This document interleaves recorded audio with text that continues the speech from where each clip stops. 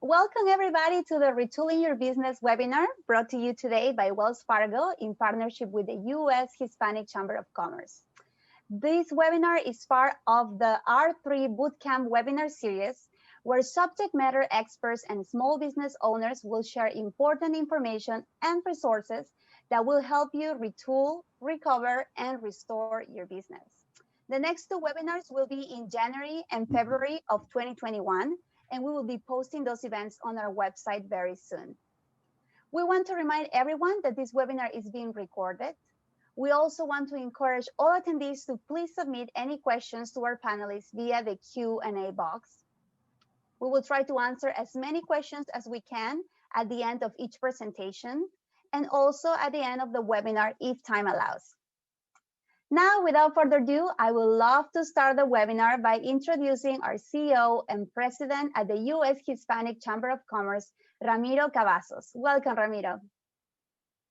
Thank you so much, Laura. I am very grateful to be here with each of you, especially our panel members.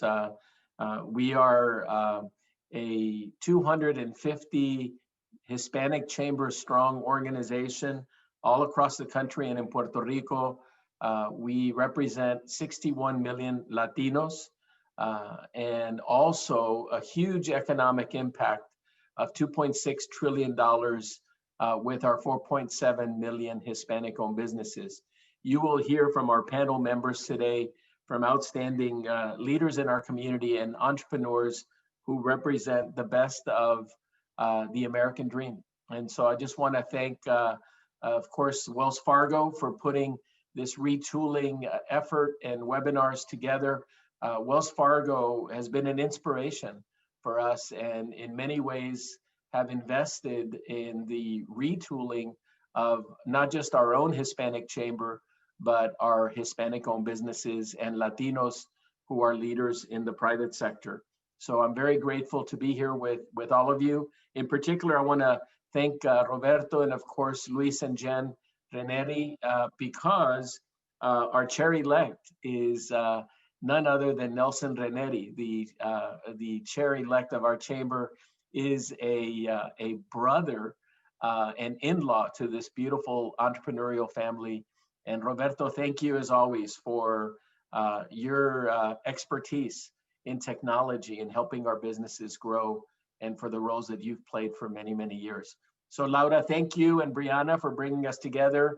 And of course, Christina for the leadership of our great partner in Conchi. And so with that, Wells Fargo, thank you. On behalf of our chairwoman, Alice Rodriguez, our board of directors, we're very grateful to put this program together, to put the tools in the hands of our Latinas and Latinos that they need as we rebuild our economy. I'm very humbled to serve in this role and to do my best to be a representative in seeking additional resources for our Hispanic-owned businesses. Muchísimas gracias a todos y a Wells Fargo y a nuestros líderes en el panel. Thank you, Laura. Thank you, Ramiro, for those great words. Now, I would like to welcome our first speaker, Roberto Martinez, who is a Google National Trainer and Digital Coach, and he will help us understand how we can power our business through Google. Welcome, Roberto. Thank you, Laura. Thank you, Ramiro. Thank you, Jen. Thank you, Cristina. Thank you, Brianna. And thank you, entrepreneurs, emprendedores who are here joining us today. We're a big partner, a big fan of HUSHCC and everything that you guys do nationally, regionally, and locally. You guys definitely lead from the front. There's great leaders like you, Ramiro, that help us broaden our understanding and broaden our reach for our Latino community, business owners, and helping them understand how to grow during these challenging times. I'm very blessed to be in front of you today. We have about 30 minutes to present and then open it up a little bit in Q&A. As we're going through these presentations, if you guys have any questions whatsoever, feel free to chat and tell us those questions as we're going through. Also, we want to make sure we get everyone involved in this process. We want to make it as interactive as possible. So if you guys have any questions as we're going through this presentation, feel free to tell us on the chat and let us know where you're visiting us from. It's really important for us to humanize this experience. One of the things we miss is that social interaction, that networking. HUSCC has been phenomenal in years past, creating that amazing brotherhood and networking environment. Let's recreate it here during this webinar. And with that, I am going to present my screen and we'll get started. Okay, as Ramiro and Laura mentioned, we're going to talk about boosting your business with Google and how to help you guys retool during these challenging times. My name is Roberto Martinez. If those of us who cannot roll our R's, my name is Robert. Either one works. If you have any questions about this presentation, feel free to shoot me an email at robertomar@google.com. If you guys want to sign up for different workshops that we have, we'll talk a little bit about that later, the free workshops that Google provides every and all Latino entrepreneur in the United States. You could find some workshops at g.co/digitalcoacheslax.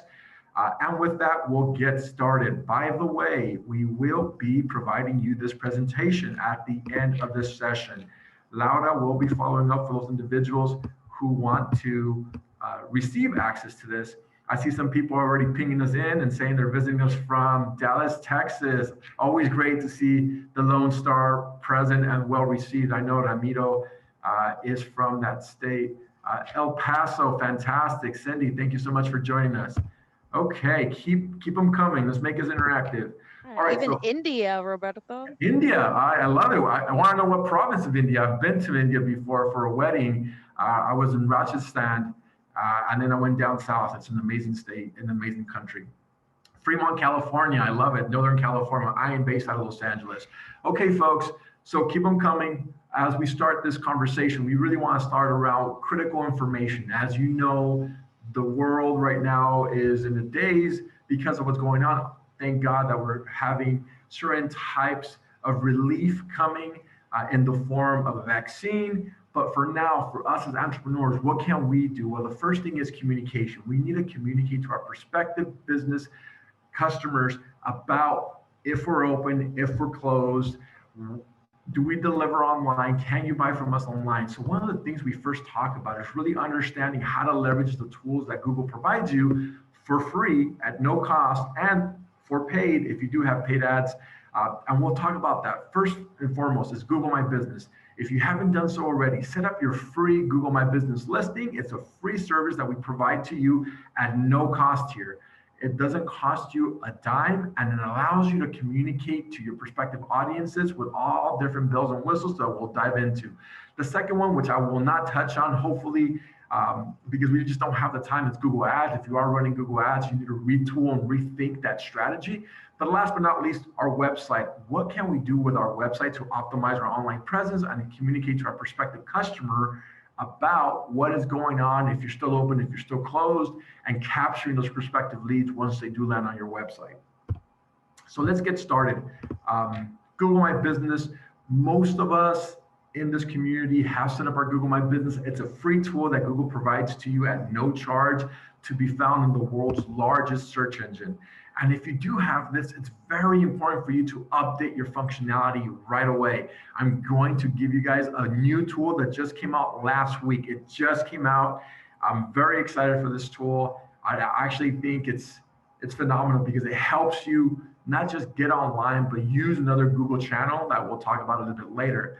Some foreshadowing there. But for now, let's communicate with our customers. Let's update our descriptions. Let's update our hours of operation, because we need to tell our customer there's nothing worse than you as a customer going to your place of business and it being closed when Google My Business said it's open. We can do that by going in there and manually changing the time of days that we're servicing our customers.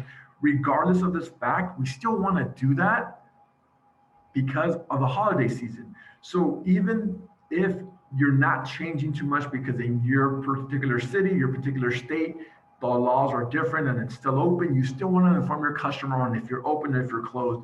You can also do that through post functionalities. It is our version of the social media post. You can post and inform prospective customers about what's going on in your business, thereby driving customers to your point of sale. It could be your website, it could be a phone call, it could be a discounted rate, it could be a promotion, whatever you want. You can also turn on messaging so you can receive real-time text messages from your prospective customers. This is a free functionality that allows you to get a text message from your customer at no charge. In other words, let's say you have a bake shop and people want to put in an order, but they can't find how to do it. They could send you a text message and say, hey, we want to put in an order of a dozen croissants or conchas or whatever you guys are selling. You can do that through this text functionality. You can also add and remove managers to help you manage the profile as you're scaling and as you're growing.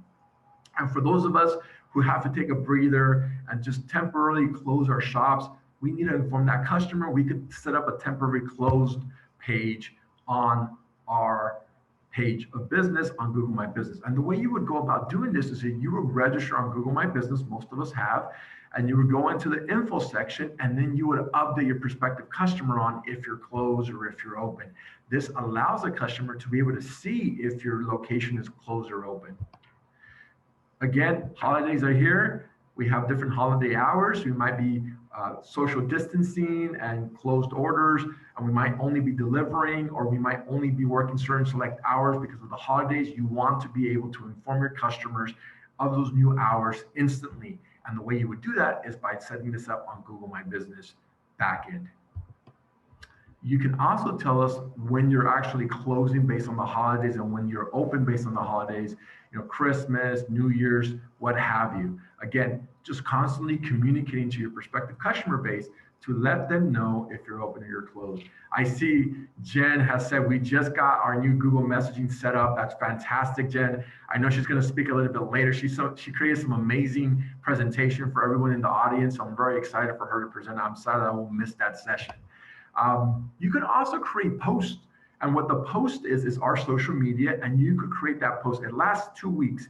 So let's say someone's searching for Jen's amazing cafe shop, right? And they're Googling it and they pop up. I think she's from Florida. They look at their city. They look at, you know, best cafe shop in Southern Florida, and that bake shop pops up. The moment that pops up, you'll see Jan's business listing, and you'll also see this notification informing you if the store is open or closed. This is, again, very important. It's all about communicating to our customer.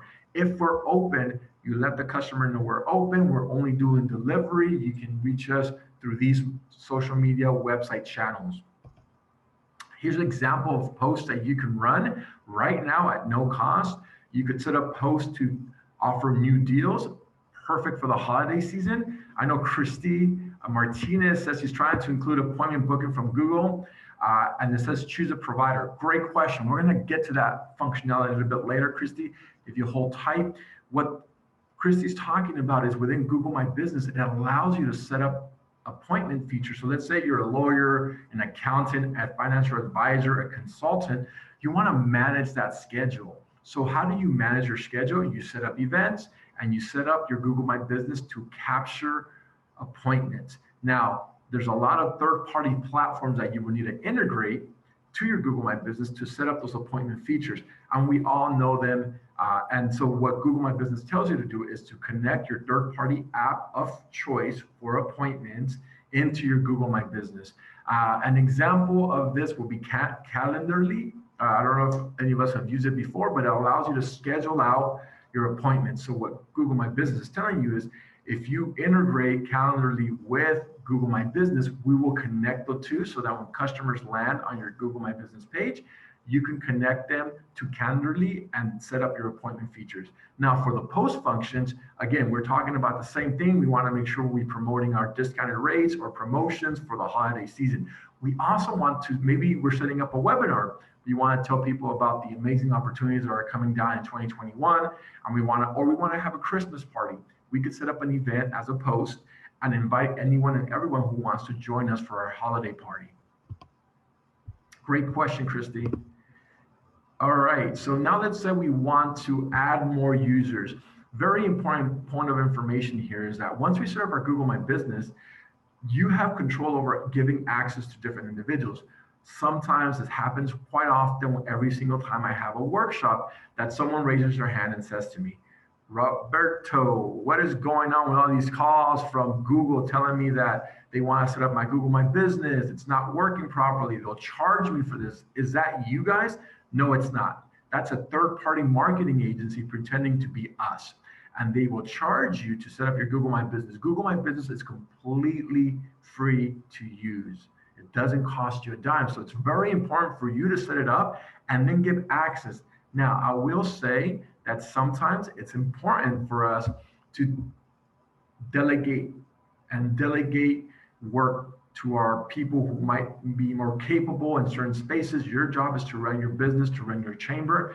Your job is not to maybe work on social media or work on email marketing. So you can delegate this work to someone within your team that allows them to manage it. And how would you do that? You would go into the manage users and add them in the specific role. There's 4 different roles that you could offer: owner, manager, site manager, and assistant site manager. And that allows them to post, to manage the content, to add other people to the Google My Business listing, to allow them to enroll and manage that business listing as you see fit. Now, let's say you do have to close down because of what's going on right now. Your city or your state says, you're not an essential business. We have to temporarily close. You could inform your prospective customer by using this functionality under the info tab within your Google My Business page. And you could mark your location temporarily closed. And this allows your customer to know, like, you're not closed forever, you're just closed for now due to these current mandates that are coming down from the state or the city. Now, the last piece that I want to talk about with Google My Business is that Google has recently launched a new product offering at no charge. If you are a Google My Business user, you have the chance to create and receive a free video from Google. It doesn't cost you a dime, and you can create that video within 15 seconds. I did it in 30 seconds. I'm not that smart, but you, just by registering your Google My Business, have the capability of creating your own video that can run on YouTube, on Vimeo, on your emails, on Google My Business. And it takes you anywhere from 15 to 30 seconds to create and doesn't cost you a dime. It is a great tool. It was just launched and announced last week.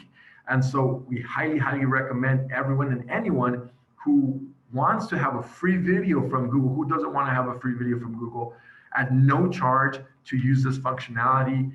As you see in the bottom left, we do have a tab here that allows you to access that.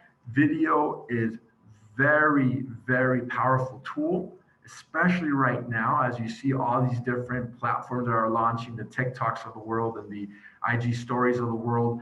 This allows you to create a video about your business and promote it at no cost.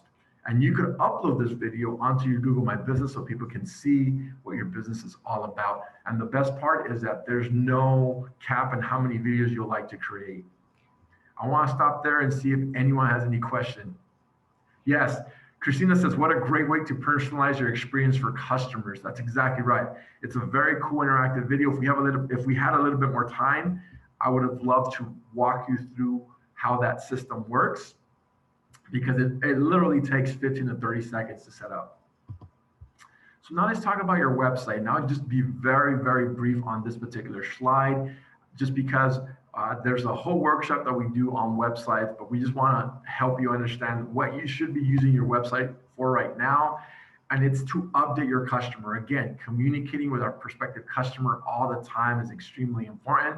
We want to provide announcements. So these are called push notifications. And the push notification is exactly what it sounds like. We're pushing information to our prospective customer once they land on the website. So you see this already as a customer yourself. When you land on a particular website, you might see, after being on that home page for 10, 30, 45 seconds, there's a notification that drops down or that appears informing you about an offering, about a discount, about a promo, whatever it happens to be.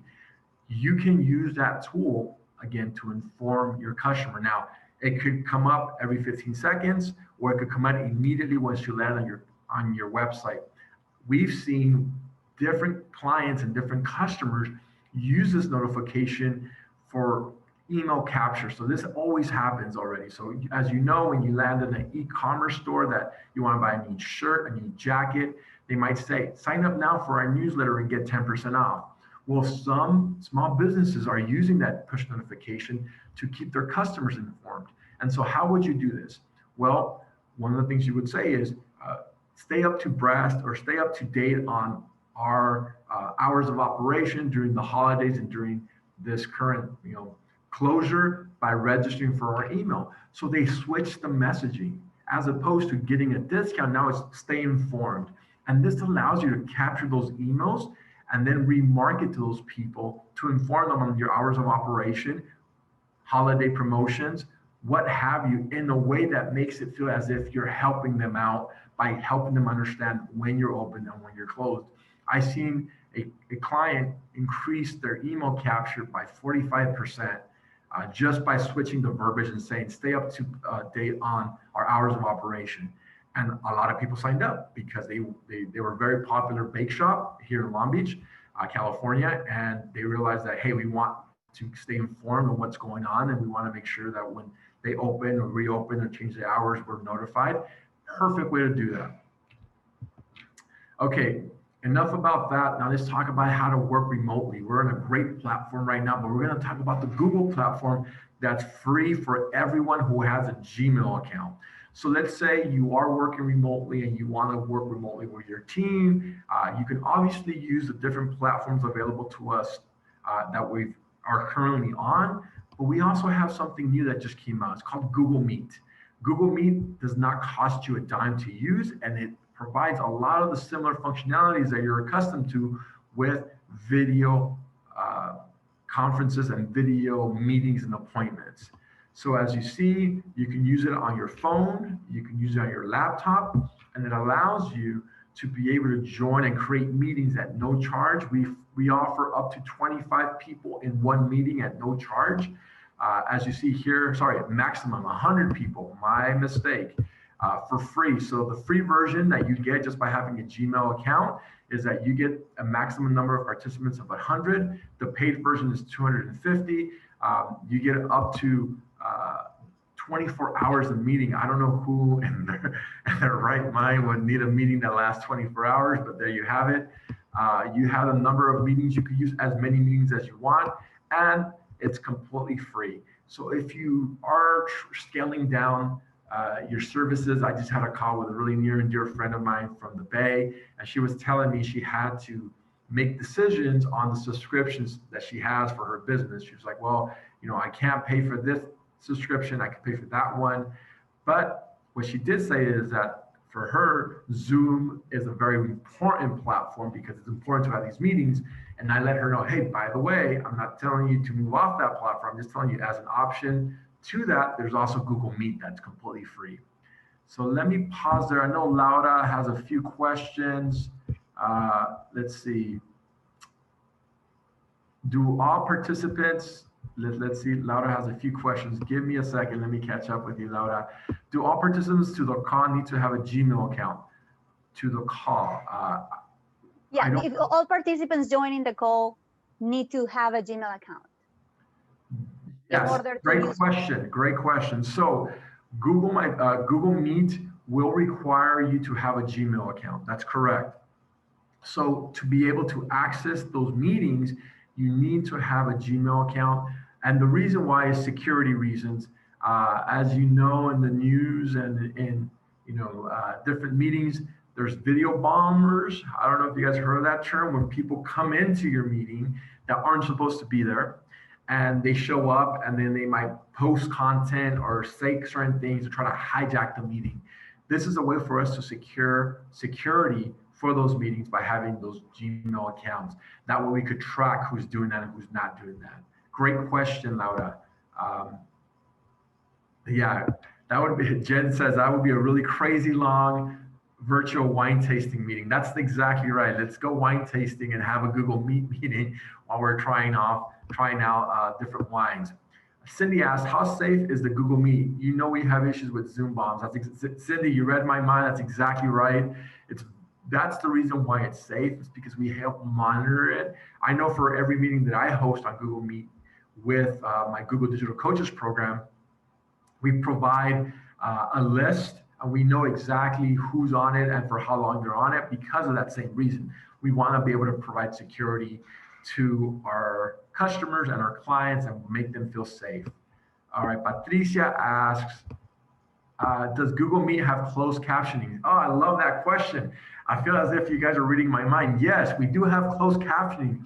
As we're building out the functionality of Google Meet, we are adding all these functionalities. One of those functionalities is closed captioning. We actually, it just it depends on your pronunciation, but you'll be able to see when people talk, those captions and what they're saying, allowing people to read the comments and read when you're saying, but it's only going to be for the people who opt into the closed captioning once they register and jump into that Google meeting. Great question, Patricia.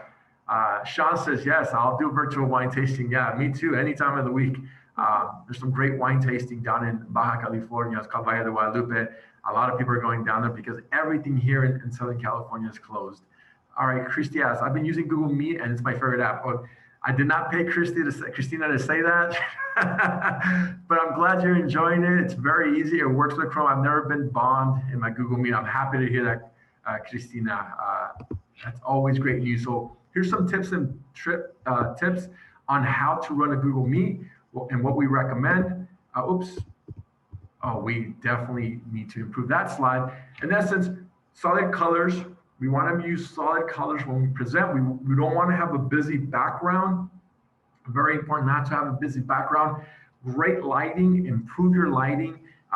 Great audio, make sure you have a place that has amazing audio. It's one of the most important things in any video conference call. Now, as you can hear me, my audio is not that great. I'm literally in the box right now that's made of glass.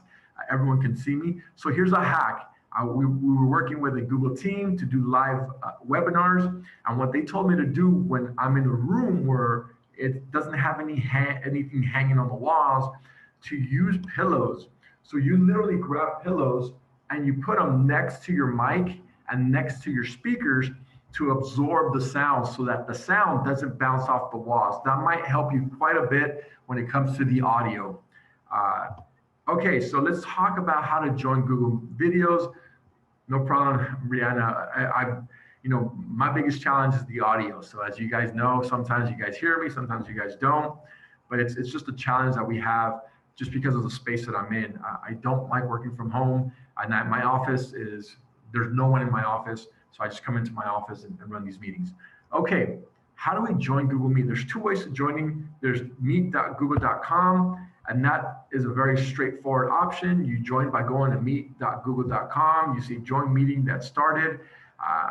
Very easy, that's the page. Once you accept an invitation, you'll see this listed on this particular website because it will be connected to your email address. The other way what about Spanish translation? Cindy for the win. I like that question, Cindy, because I don't have the answer right now, but I'll get you that answer later. Especially, I will send you my email. I would love for you to shoot me an email saying, do you guys have closed captioning for Spanish? I think that's the question.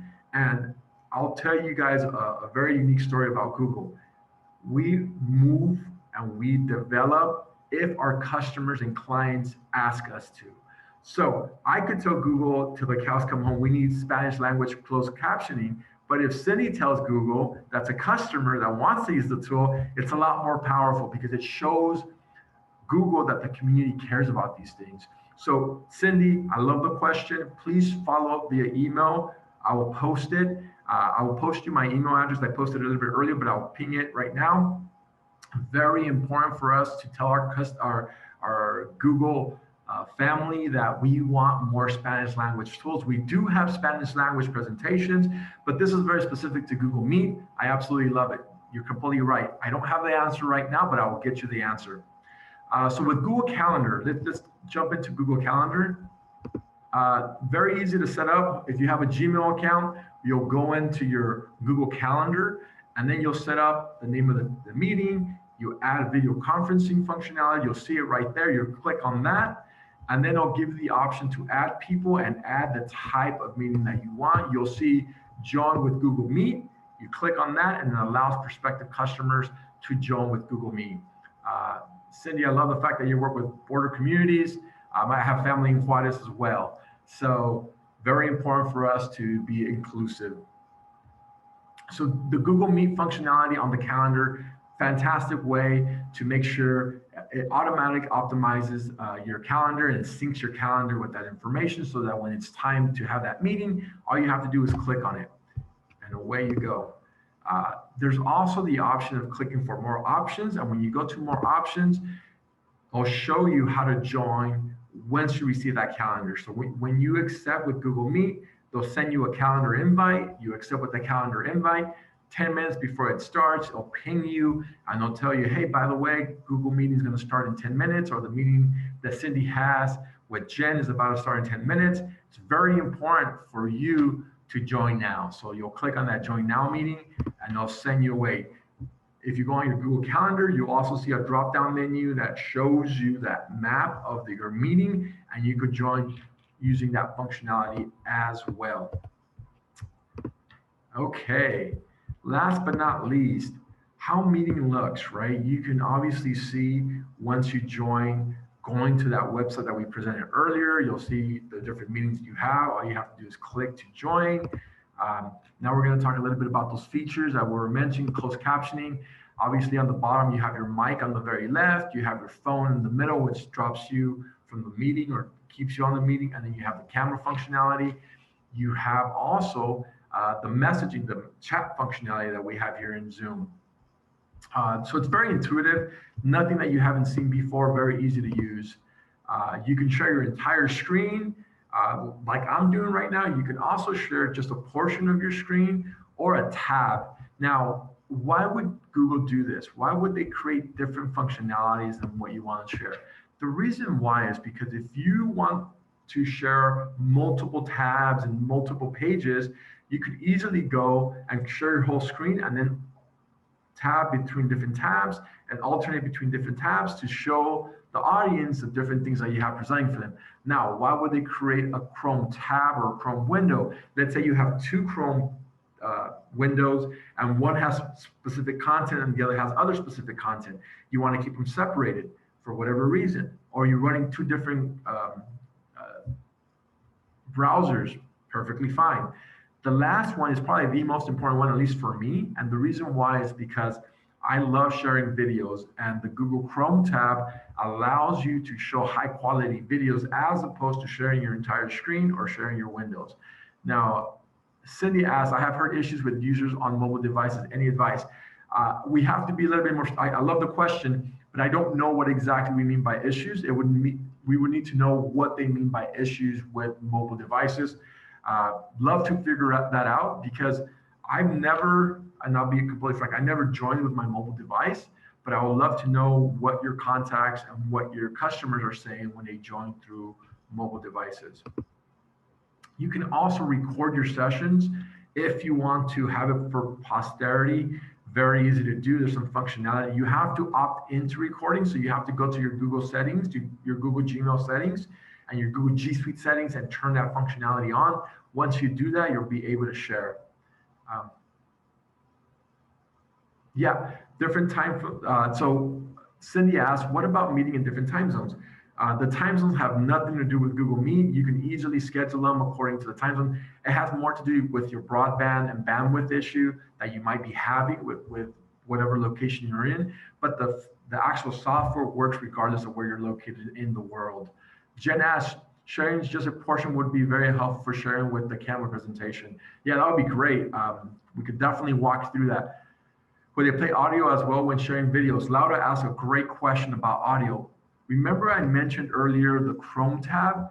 That Chrome tab is going to have better quality video and better quality audio, because it's just capturing one particular tab instead of capturing your whole screen. So if you want higher resolution and higher audio quality, use that Chrome functionality. Patricia asks, is very interested, looking forward to reviewing the recording. I have to drop off. Thank you for joining us, Patricia. How can I see my recording meetings? You have to set up your recording, and then you have to, once you set up that recording, you will get automatically dropped into your Google Drive. Great question. And we talked about the recording already. Now, last but not least, for those of us who are part of a chambers and want to see how we can work with Google, we have a free program for everyone who's a chamber, who's joining us.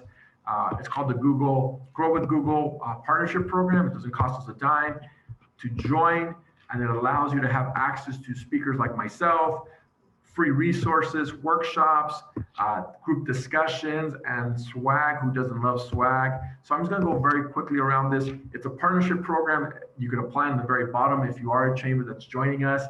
Again, it doesn't cost you a dime. You get access to speakers like myself to come in and speak on Google's behalf and walk through a slew of workshops in English and in Spanish. We have an array of trainings that we schedule throughout the year. Very important. You can also have trainer office hours. Let's say you have a question. This is specifically targeting any chamber that wants to be part of the Google programming. This allows you to schedule one-on-one training on how to use the Grow with Google program to benefit your chamber. All right, we're just about wrapping up.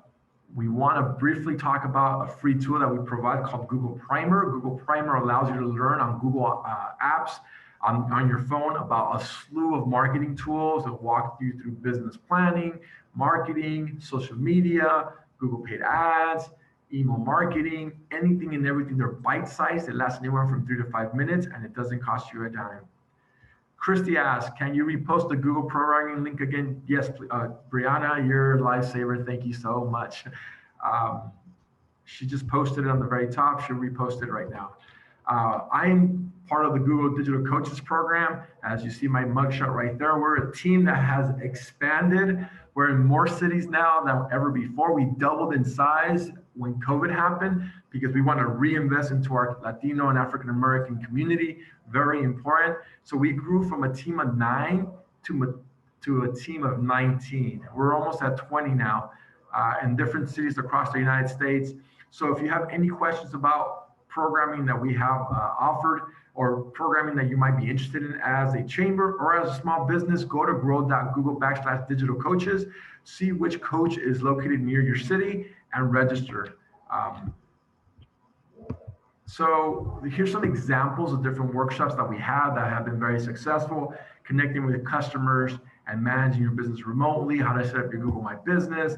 This just gives you a big overview of all the different workshops that we provide our small businesses like you if you are interested this year or in the coming new year. We have expanded our service offerings. Now we have about 15 workshops that we offer. I think 15 in English, I think 6 in Spanish. So a lot of content here for those of us who want to learn. Again, here's my contact information, Roberto Martinez. I'll ping it on the chat. In case you have any questions, feel free to shoot me an email. Laura is going to have this presentation readily available for you. In case you have any questions after this session, if you have questions pertaining to Google, feel free to shoot me an email. And I want to give you a very broad overview of all the tools that we talked about right now. If I were you, I'm a big believer in not waiting around and taking action right away. I would grab my phone and take a picture of this right now so you could have access to it, and then later on receive the PDF version of this presentation for you to review. Last but not least, I'd like to personally invite everyone and anyone to a workshop that we're having next Tuesday. And it's a free workshop on how to run Google Ads if you're interested.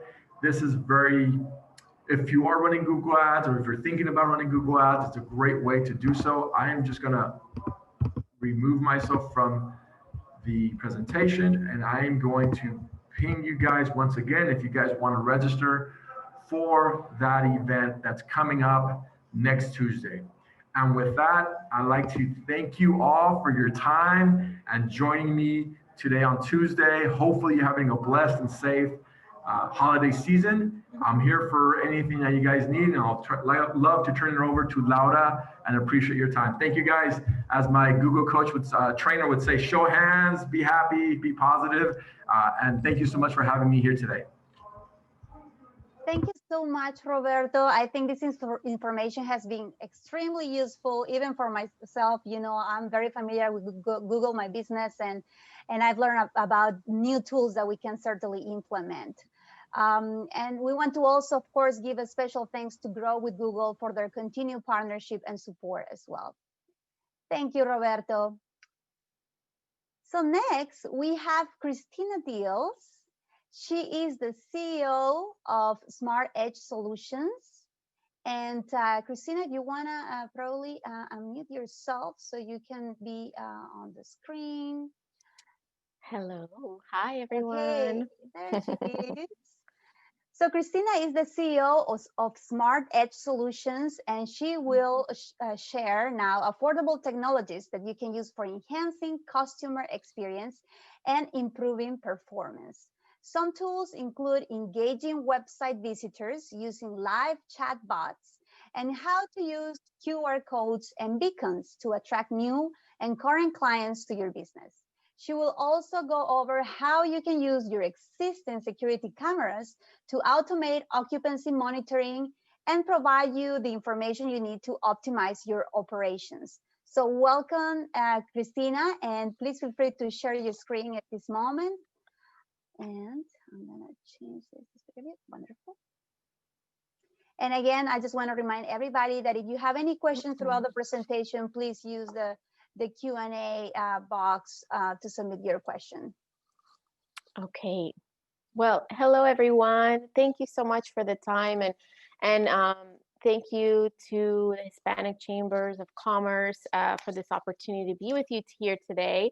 You know, I got so much value already out of that first piece with Google. I mean, really great tools. I'm excited to show you some other tools. I think, you know, with this pandemic and with everything happening, you know, everyone is looking at things a little bit differently and from a new perspective. And that gets me really excited because, you know, we have some really interesting tools to share with you today. And just to give you a little bit of background on myself, I come from Microsoft. I was there a little over 13 years, and we were working in the Latin American region, helping to modernize small and medium businesses. So I have a lot of experience with that. And what I wanted to do was to make some of these newer technologies more affordable and more scalable for that same segment of business. And so the technology was there, and I'm like, why isn't it available? And it was just so expensive. So what you're going to find today is really awesome technology, really great prices that I think most probably don't even know that exist today. So I hope that you learned something new, and feel free to ask questions along the way. So just to go a quick overview, I told you a little bit about me and a little bit about Smart Edge. And what we're going to look at today are these four main topics, just because I think these are the ones that most don't know about. These are things that we at Smart Edge also offer to our customers, and have really good pricing models for you. So the first is the video analytics. So using security cameras, you can actually automate the counting of people coming in and out. So I'll go over that quickly. How can you engage your online visitors through live chat bots? We're going to go over those. And QR codes. QR codes are so cool. There's so many cool things you can do with QR codes now that I'm going to show you some examples, and they're really easy to implement. And then beacon and geofence marketing. So that's a proximity marketing. When someone is in the area, how can you get a real-time message to them? So just some of the topics. So the first one is the occupancy signs. So we know the challenge right now with occupancy. Some states are going, are in shutdown mode. Some are more open. And there's some, here in Florida, there are mandated occupancy restrictions. And, I see at some places that people are assigned to the door and they're counting how many are coming in and how many are leaving, which is one way to do it. However, now there is software available that you can actually run using your existing security cameras to count people coming in and out, which then you can connect to a digital screen. And it can be pretty much any digital screen that communicates what is your occupancy levels. So if you're at 80% or 90%, and it'll communicate that with an estimated wait time. So this is really nice because it starts at $35 a month for one camera, which is enough to monitor, one exit or entrance. And so what that allows you to do is to really communicate to your customers, that occupancy space, which you can connect to your website too, if you'd like. And not only does it help you to help monitor and communicate, but you can actually use that information to give yourself some real-time data. For example, understanding how many people are coming in throughout the day, when are those peak times of traffic, so that you can help, put the right amount of people, the right amount of staff on to help support those customers. If you have lines or queues, it'll help monitor that as well. It'll help you understand conversion rates of different types of products, of different sections of your location. And so that's another way that we can also utilize the existing security cameras that you have to give you information that will help you to optimize, your staff, optimize, where you're putting the products in the best places. And all of that's already kind of pre-built into a software that you can start with just one camera. And it's really nice. And this used to be a really expensive solution, and you'll still find it very expensive. But what I've done is partnered with some great technology companies that we can offer it and this scalable approach. So here's just some views. Now, the next one is the live chatbots. This was one that Laura likes. She mentioned, she's like, you got to show them the chatbots because this one is so fun. I don't think a lot of people know. It's a really easy way to integrate something into your existing website to interact with your customers. So someone goes into your website right away, that if you might have seen it already, they pop up. Now, this isn't a robot, like it's an actually, it's a person behind that. And so what that does is, it pops up, it asks for some information from them, what's their question, and then it also takes that information, consolidates it for you. So this is a way that you can increase sales, you can generate leads, you can provide a great service, support to those people who are visiting your site. And if you look at some of the statistics with sites that are using these live chatbots, and they do show increases in sales. They do show increases in customer satisfaction. So it's a really easy way to put something into your website. Are some free chatbots that you can kind of try and play with. They're not the greatest. And then the ones that are paid, they're still not, they're around $12 a month. So it's not too expensive. And so what we do at Smart Edge is not just give you a bunch of tools here. What we try to do is look at what you're doing, what kind of retailer are you, take a holistic approach, and really help use these tools to enable your strategies. So if chatbots, if you don't have a lot of online engagement, we're not going to recommend you put a chatbot. But if you have an e-commerce on your website, I think chatbots are a great complement to that, to create that interaction, to also generate the data that you can use to follow up with your customers later on. So I really love this new tool that's really easy. You don't need a developer to integrate it into your website. It's an easy plugin, and you can get it up and running within a couple of hours. So that one is definitely a fun one. The next one I'm going to show you is the QR codes. So the QR codes are really fun too, because with this post-pandemic, a lot of people are looking at contactless service. How do we provide that? So some of you may have seen this in some restaurants. They're putting the menus on QR codes so that people aren't touching menus and contaminating it. So I think now people are starting to get more used to it. It's very easy now to read QR codes. It used to be you had to download an app. Now most cameras on your phones, you just open your camera and it's scanning your QR code. And what QR codes actually do is trigger an action on your mobile phone. So traditionally it's been used to open up like a web page or something simple. But now there's a lot more you can do with QR codes. You can trigger, an app download. You can trigger a PDF document. So something maybe, that you want them to download. You can trigger a coupon. You can trigger even a GPS location, like directions on how to get somewhere. So there's a lot of different types of events you can do with QR codes. And so here's some examples like business cards, flyers, brochures. You can put it on your websites. Even let's say you have a storefront window, you can put that QR code, on your window so people don't have to come in. Maybe they want to order outside. So it really helps to open up the imagination of the different capabilities that your business can have using QR codes. So, I really like it for loyalty programs. Some people don't want to, oh, I don't want to, download this app and do this. So just give them a QR code. And what you can do with these platforms is really customize some of those views. So the views are really nice. So let me show you some. So these views, it doesn't have to be your website. So the platforms actually allow you to kind of build these views, kind of like Canva. It's as easy as Canva.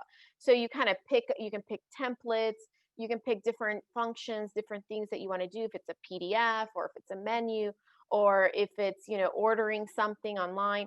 So you can pick the function and kind of build it yourself if you'd like that route.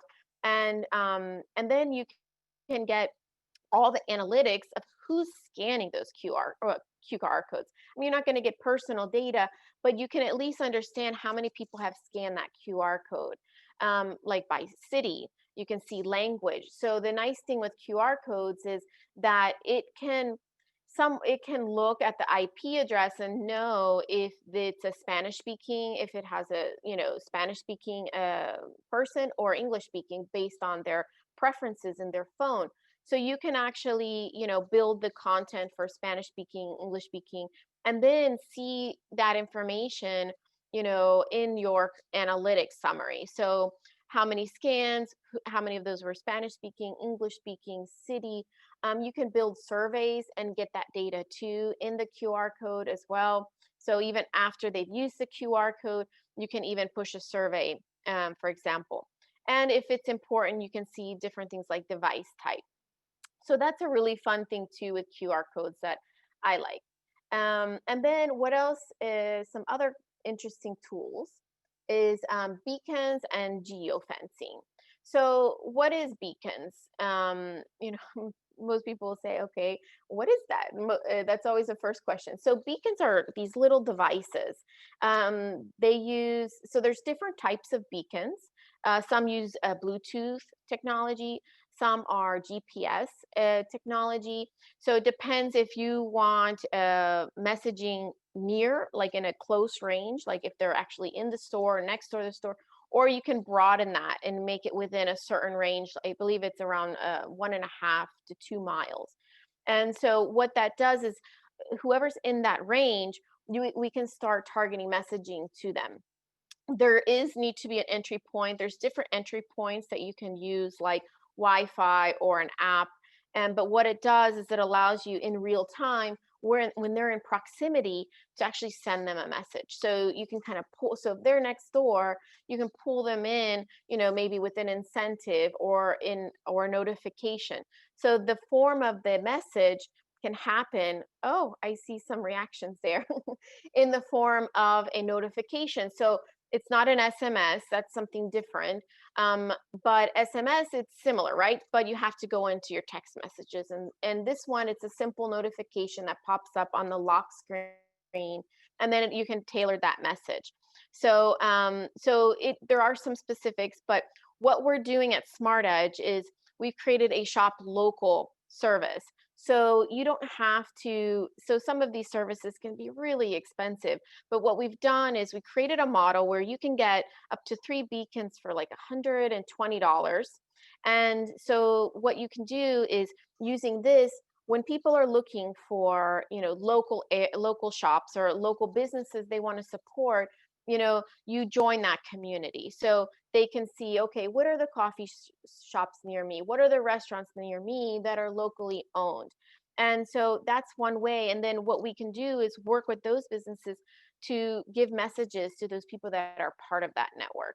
So it's a really nice way to, get together with your local business owners, as well as personalizing those campaigns in real time, and to really target those people that are in your area. So I really like beacons. It's so much more available and easier to deploy than it ever has been. So you can put up one of these in your store very simply, and then set up these campaigns. What we do at Smart Edge is we can either show you the tools and you do it yourself, or we can actually do it for you.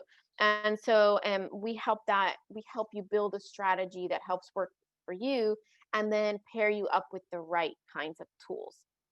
So that's a few of my, favorite tools.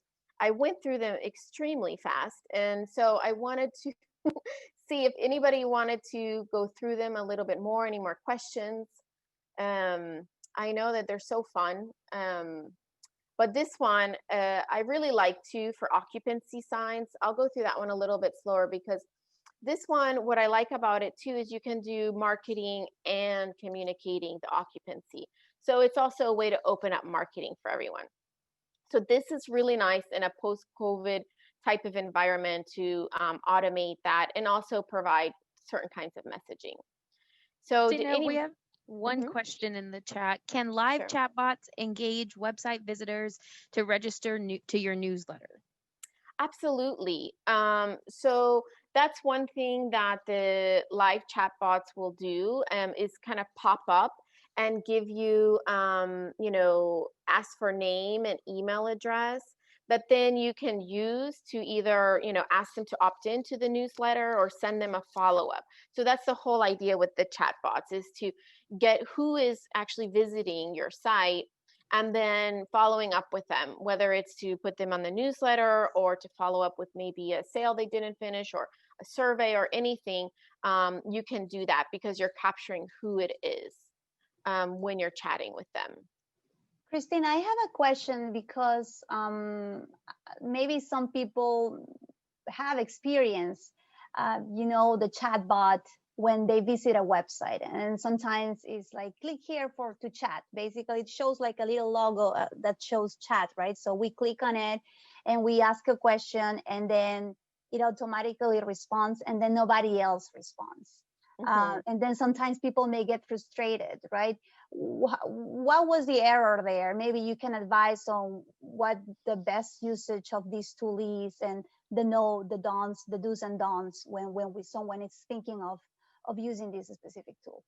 Sure, that's a really good point. And there's different types of chatbots, right? So there's not one, right? So there's some that are very automated and they don't have an actual person attending it. So that's usually the difference. They're like kind of these, impulsive types. They keep popping up and they're trying to get your data and they take up the whole screen. So it depends on, which chatbot you choose and what type of engagement you want. My personal favorite is the one that has someone behind it, right? And I mean, you can't do it 24 hours a day. It's not possible. But, during working hours or during peak hours, you can have someone to do that. So at Smart Edge, we offer that as a service, right? So we can actually allow, we'll have someone in the back end helping to, have that fluid conversation.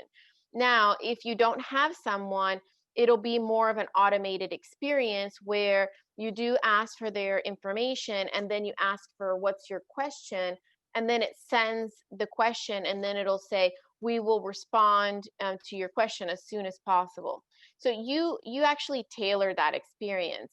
That's why I say when we work with you, it's not about just giving you the tool, it's about understanding what's your strategy and really, creating the process behind it. So it's not a one size fits all, right? So you create that experience and how you want it for your customers, and then the chatbot will replicate that. So and if it's poorly done, or they just kind of, let's just put a free chatbot on there that's automated just to have a chatbot, then you'll probably get that type of experience. Now, if you do it well and you have someone that's there, it could be someone that works that's already maybe answering phones, that can respond, then that's a better experience. But it's all up to how you create it. But this one that I'm showing here, it's $12 a month, and it has that really nice experience, nice analytics. You can send a survey after, you can see how their experience was for the chatbot. And it's a way, I think, a nice quality way to provide a good service. Yeah, and I assume that if I'm the restaurant, if I'm a restaurant owner, let's say, and I'm using this tool, every time someone submits some type of message, I can also set it up so that I receive a notification via email, like someone has submitted something through the chat bot. Sure. So if there's not someone assisting it, then it'll when someone submits, and it will like send it, and all the transcripts are kept. So you have an account, you can go in there, see who submit, who you'll get the emails, the alerts. You can set those up, but it keeps a record of everything. If you have an employee that's working the chatbot, you can monitor what they're responding and what they're saying to customers, and also say, create a better process, a better engagement strategy for the chatbot, so that you support your customers in that way. For some reason, I'm not seeing the the questions. Some people are submitting it through the chat, but here Edgar is asking, I misunderstood. It seems like he was wondering about the pop-up messages you get when you are about to leave the website, like 10% off you if you sign up. What are those tools? Maybe you can give us some examples on how they could add that to their website. Sure. So those are different. So those aren't actual chatbots. Those are scripts that you can run in the back end, in your website specifically, that like a message or something that if you want an incentive or an offer, that's a different tool and platform to do that. A lot of whatever you're using to create your website should have an option. Now the only thing with those is just be careful with those, because if they're not done well, then it could bog down your website. It could label your website as spam if you have some of those things popping up. The chatbots are different.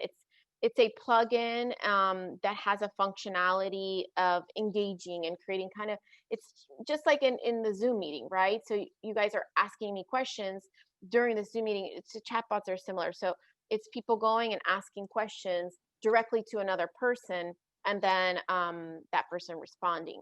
It's different than the pop-up messages, which is another option, right? So if you don't want the chatbot, you could just have a pop-up message with the question and then having them respond.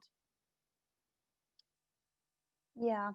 And Christina, I think we still have some time to go over the beacon, because for me it was really a total new concept. And I just wanna, and I don't think we have applied it to, let's say, since we have restaurant owners joining next, I think we have a lot of restaurants that have been affected by the pandemic. And maybe this is a great tool, right? And you were kind of explaining to me, so again, this is something that they can just purchase through a specific website and then just put it somewhere inside their restaurant. Yes, so it's a small device. You can see I listed 3, like a long range, a smaller one, even a USB. They even have keychain ones. So it's a small device that you put into if it's a restaurant, into your restaurant. And so it depends if you want to engage within a certain small area. So if you want to engage with them when they're actually in the restaurant, you can do that. Or if you want to engage with them when they're outside and you're trying to pull them in, it's different types of engagements. So it may be, you want to have an extra, if you have a retail store, and you want to engage them to buy something more or have an offer while they're in the store, you could do that. So like this picture shows, they're in the store and they're getting, 50% off of gowns, or here's a coupon for buy one, get one free, so it's a way to, when they're physically in the store, pushing a message to them. Now, let's say they're outside, so that's a little bit different. So let's say they're, in a neighboring business, near you. You can actually, push a message to them to come to you. It could be an incentive or an offer, or just, hey, we're over here, we're having a wine tasting at 4 p.m. Come join us, or so you can customize those messages. And it's through this device. It uses the Bluetooth and the GPS technologies. So some of you may see Google has nearby. I'm glad that Roberto's not here because it's kind of competing a little bit with Google. So it's a similar type of engagement, but I think it's a little bit better because you can actually put more pictures and assets. So it's not just a little, text message. You can actually, if you see here, you can actually upload a picture. You can put if you wanted a QR code, you can put different assets, marketing assets in that space that make the experience a little more dynamic. So for that interaction. Yeah, I think that's great. And I think when we were talking about this, I was thinking of a restaurant, promoting, their breakfast and lunch menus or their dinner menus. And like if I'm a person that is just walking by the restaurant, it's obvious. Here's the connection with even the chatbot, right? The important thing is that you have to collect the data first. So once they give you that data, somehow, maybe when you ask them to sign up for, promotions when they are paying for their meals, that's the importance on how you are collecting the data so that you are using it efficiently with other tools that will increase their awareness about your promotions and so on. So people, it's not that randomly this tool is gonna be sending text messages to anyone that passes by. They need to be in your system. They have agreed, to be kind of in your mailing list so that you can share this information whenever they are nearby. So this is exactly. Or it can, for example, you can, when, let's say they're using your Wi-Fi, so you can create a connection point through your Wi-Fi as well. And so sign into Wi-Fi and you see Starbucks. So you connect to their Wi-Fi and then all of a sudden you're getting kind of, Starbucks messages. And so it's a way, and you can always turn that off. So they can always, turn off notifications or opt out. So, it does respect all the privacy concerns or notifications. But at the same time, I personally like it. I like to know that there's a promotion today or there's a buy one, get one free offer. It's kind of exciting to, go and take advantage of the offer. And so, and I really think that emails are a way people traditionally try to reach their customers. And, look at how many emails we're getting a day, right? You just can't keep up with them. So this is a way to kind of get through all of that. And even SMS, it's a way to really be at the top of mind, through the notifications, through and even a lock screen, a message can pop up to help communicate and engage with your customers in a proximity way. Which is really nice. So that's why, and the thing is, like these beacons, just a few years ago were in the thousands of dollars. And now, everything gets smaller, cheaper, faster over time. And so, like I mentioned, you can get a 3-pack for $120. You can get one for $80. And then this service starts at $25 a month if you want it as a service, where we actually help put these campaigns together for you. So again, it makes it really affordable. So all of these services, the live chat, they're all under, $50 a month or less. And so for small business, I think, it's a really great way to modernize and to really provide that enhanced experience. Wonderful, Christina. I think this is great information. Thank you so much for being here with us today. We are going to be sharing this presentation as well after the webinar among all of you that have registered in advance. And thank you so much. We are ready for our next speakers. Thank you all. Thank you. Thank you. And I know Christina will stick around, will stay for any Q&As that you may have at the end of the webinar if time allows. So thank you so much all for sticking. And I know we have not lost any of the participants that joined the webinar. So everybody is giving really great comments about it. So I know we have many business owners listening to this webinar, and we are so thrilled to have 2 business owners as part of our final panel. So Luis and Jennifer Raineri founded the Grove Pizza, Cucina, and Wine Bar in 2019 to create a unique dining experience that combines warm hospitality, fantastic wine, and fresh Italian cooking. So I'm gonna ask you to please, if you could just unmute yourself, and so that we can, I'm gonna share my screen right now. I'm gonna start sharing my screen. We're gonna get ready for this presentation. Thank you for being with us. Yeah, thank you. Thank you. Welcome, everybody. Yeah, so let me keep talking a little bit about their story, which is very exciting. So Luis and Jen met in 1997 when Luis was serving as the House of Blues in Orlando, and Jen was managing retail. Luis will later be promoted Director of Operations at House of Blues in Las Vegas, where he managed a 35 million business with 500 employees and multiple outlets.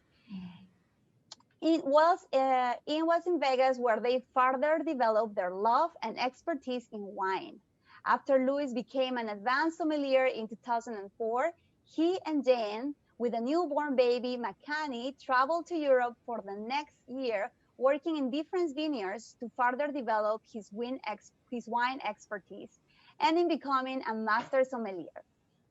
After a year in Europe, they returned to Las Vegas, where Luis served as Director of Fine Dining and Wine at the Aladdin Casino, and introduced an award-winning wine program at the Bellagio, and eventually in 2008, the family moved to Florida to be closer to their extended families. Luis will go on to work as Director of Wine at various nationally known companies, such as Kendall Jackson, and then focus on homeschooling Makani and second son Luke, while developing expertise in social media marketing, creating a popular family travel blog to share their homeschooling and travel adventures, worldtraveling.com. So I really welcome you both to this webinar. I know that you have such an exciting journey to share with us. So the stage is yours. Well, who are those people? I want to meet them. I mean, they sound pretty cool. It's always kind of surreal when we hear our story, because it really has taken us all over the world. And thank you so much, Laura and Ramiro and Rihanna, for setting this up, Christina for being with us, and everybody joining wherever you are.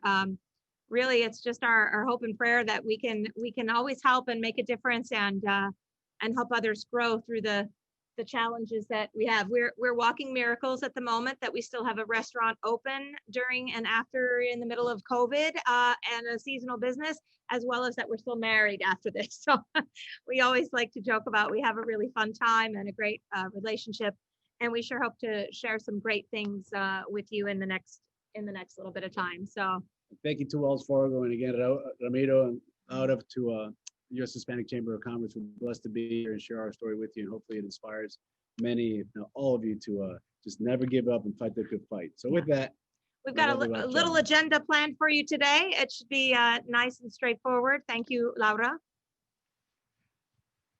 Perfect. So we'll tell you a little bit more about us, but not much, because Laura covered a lot of it. We want to share with you the vision and mission with our restaurant here, our gathering spot called The Grove.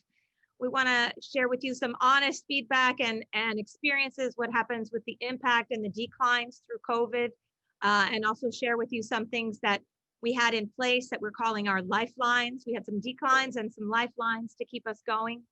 We've got a couple of fun core philosophies we believe in, the 4 C's and our ABC, homeschooling mom. So we try to break it down real simply for everybody and want to share those with you, as well as some key initiatives that we've implemented, taken, and together as a couple, really, in Luis mostly in operations and myself in marketing and front of the house, smiling and serving our guests and community. We want to share with you some forward thinking and next steps that we are doing, that you can probably take some ideas and insight from our key takeaways and our next steps to see what can help with your business.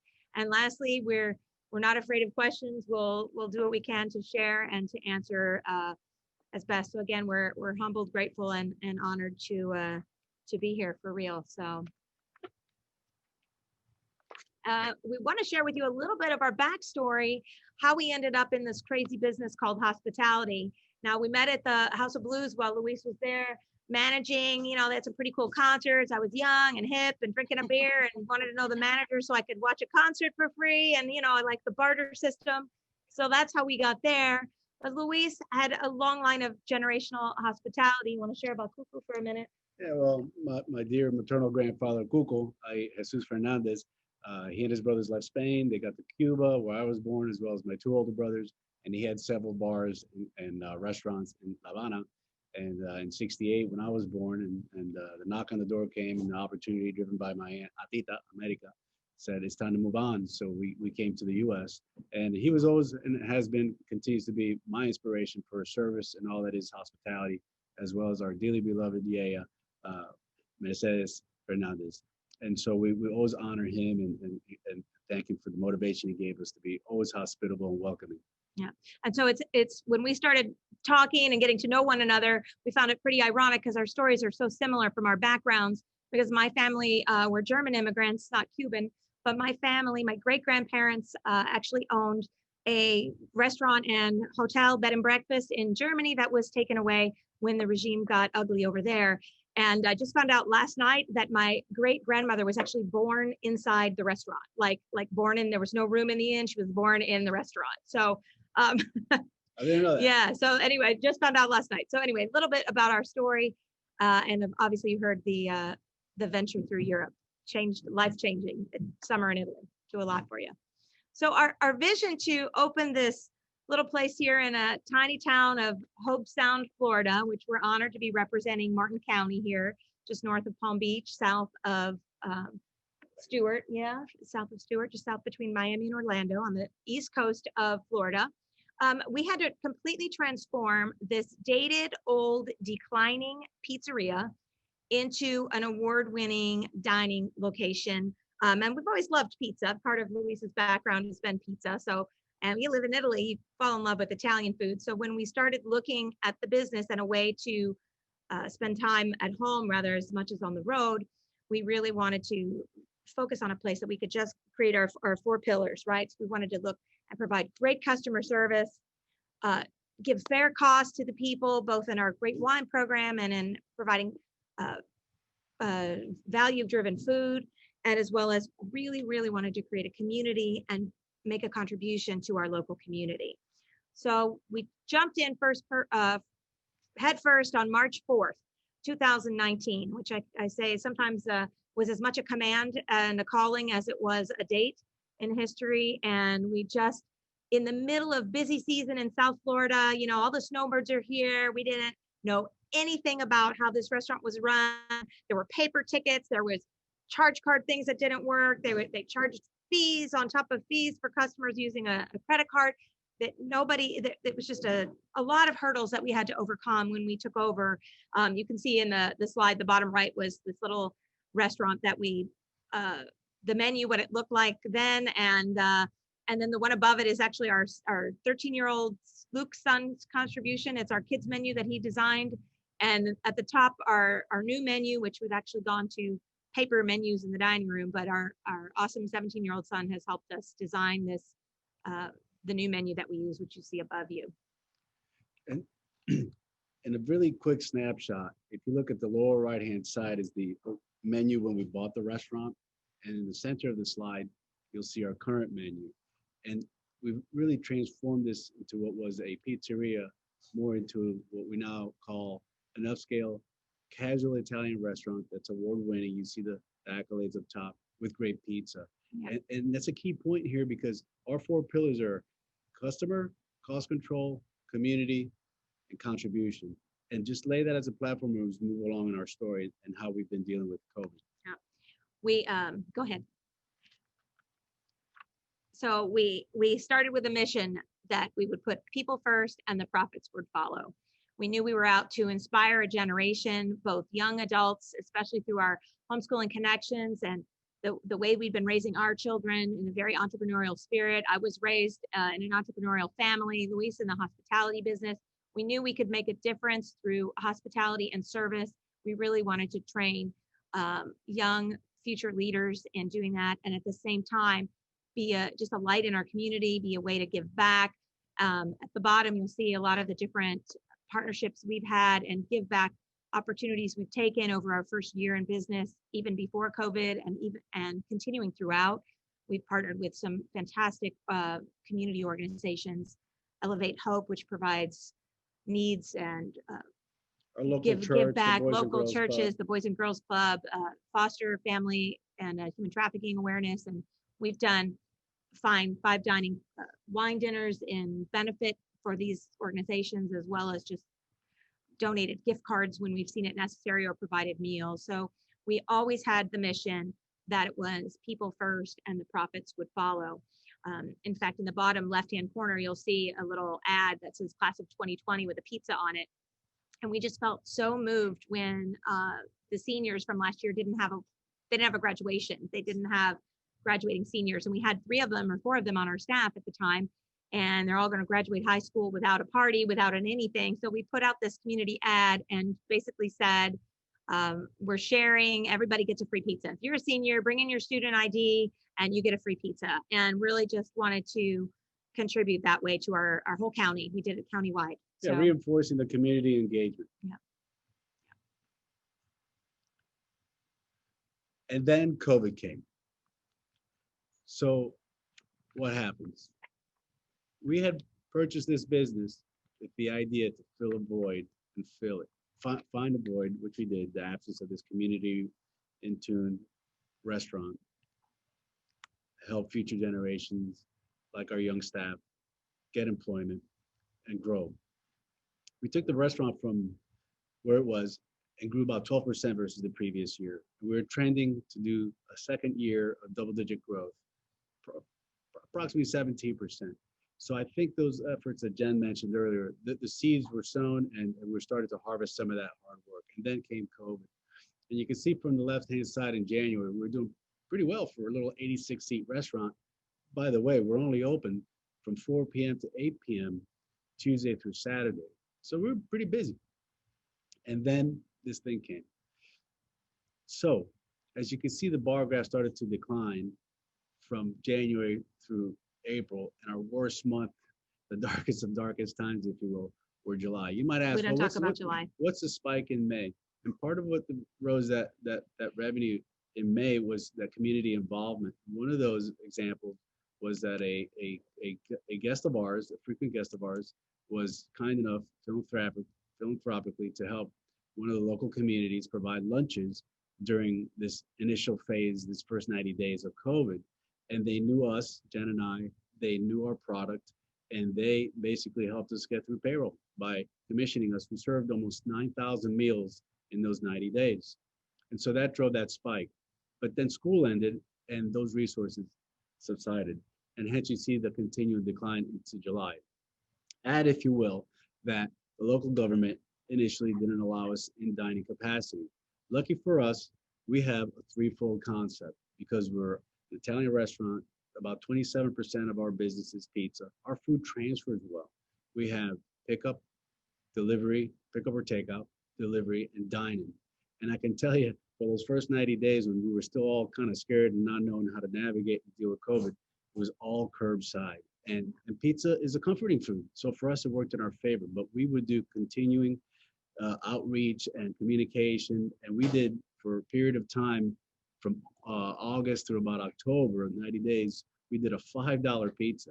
Now, mind you, all our kitchen is scratch kitchen, and we make our dough and our products in-house, except for 2 items. The pasta is imported, and then we have a gluten-free pizza dough. But the point is, we're giving away, our average pizza is about $14, to give you an idea. We dipped down to discounting $5.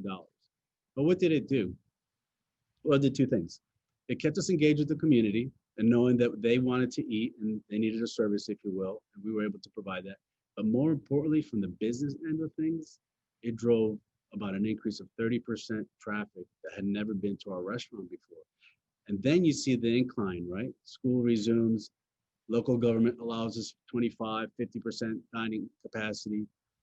Our in-dining capacity went from 0, of course, when there was still a lot of fear, to about 63, 70% in some months in dining. People felt a little bit more comfortable, and then school resumed. And then we go back to the comfort and convenience of ordering. So we have had to pivot like anybody else. And what we did was we engaged with all these outside delivery service. services such as Grubhub, Bite Squad. I'm sure many of you are familiar with those outdoor outsourced services. And it rose the last 2 months, is continually doubling its growth. From October to November, that segment of our business has grown 88%. And this month alone, we're going to trend another double-digit growth over double digits last month. So there's a lot of convenience on adapting to these outsourced companies, mainly because they help reach a broader audience than we had before. When we initially started the restaurant, we had about 500 folks on our database. Now we're nearing north of 2,900, almost 3,000. We just got a power alert where Luis is going to walk away for a second while I go to the next slide so we can make sure we plug in and don't lose everybody here. Anyway, so we've got our lifelines where we want to make sure that we were ahead of the curve. Haul in on there. So we had been implementing, as we took over this restaurant and modernized it and wanting to make sure that we were ahead of the curve. We had our best practices that we used through COVID that sustained us already in place. We were already using digital tools such as a mobile responsive website that people could find us on, an app.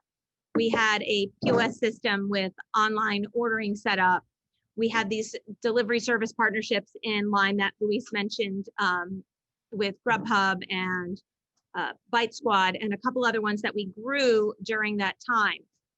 We were really active and engaged on social media, responding to our reviews and asking our guests, even our takeout guests, hey, thank you so much for your support. Would you do us a favor and just leave us a review? Would you just take 3 seconds and leave us a review? We're just constantly engaging our folks to get them to leave those reviews. So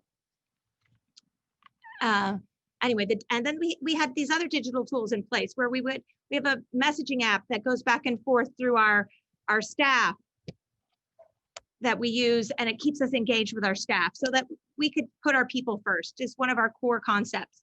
We wanted to make sure that we were taking care of our folks first.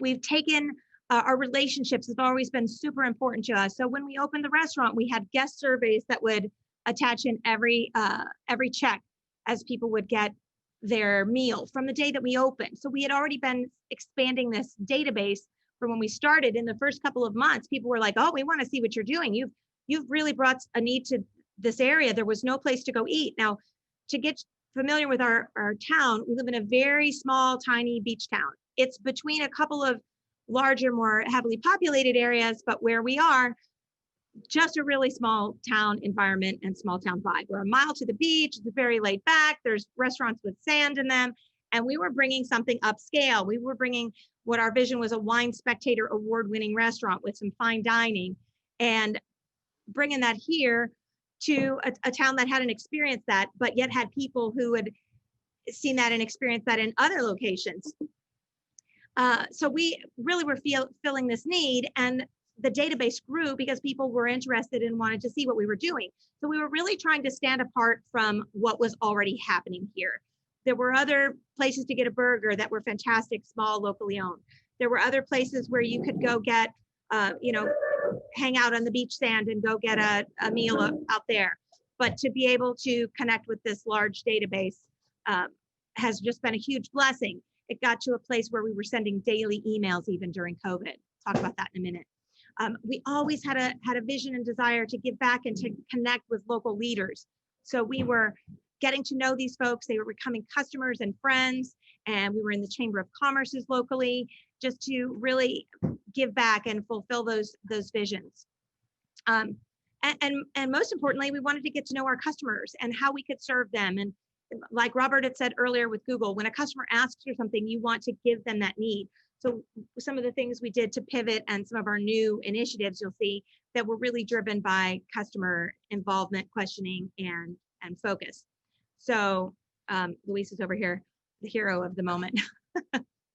So we always knew that we wanted to inspire this generation, the next generation, but also the elderly folks that were around here, and just really create this community where everybody could feel like they belong to a place. It's kind of like that Cheers concept, right? Where everybody would know your name, where you'd come to dine. One of the first things we actually did in our restaurant was create a large community table It's actually behind us now. It's been pivoted into a retail display at the moment when nobody would sit together with people they didn't know.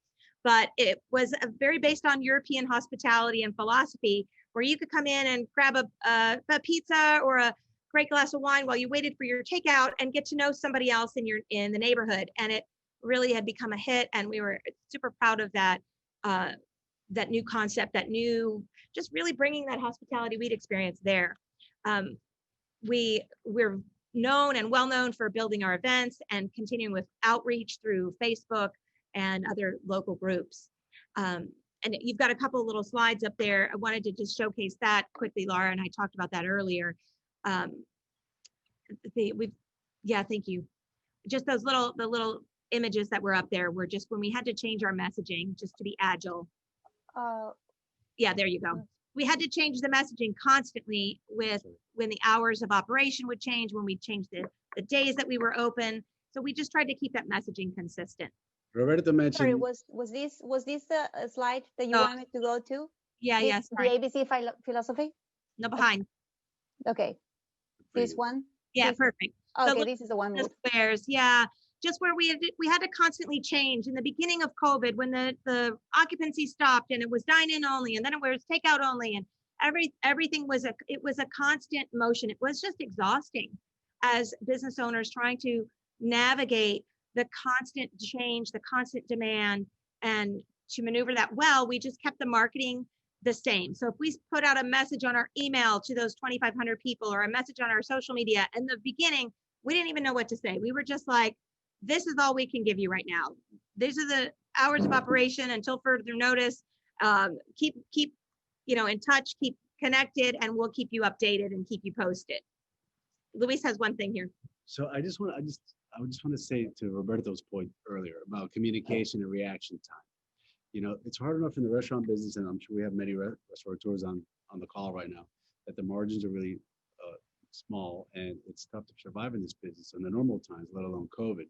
But part of what I think was enabling for us to continue thriving through this is being able to be nimble and react accordingly. So we adjusted business of hours of operation.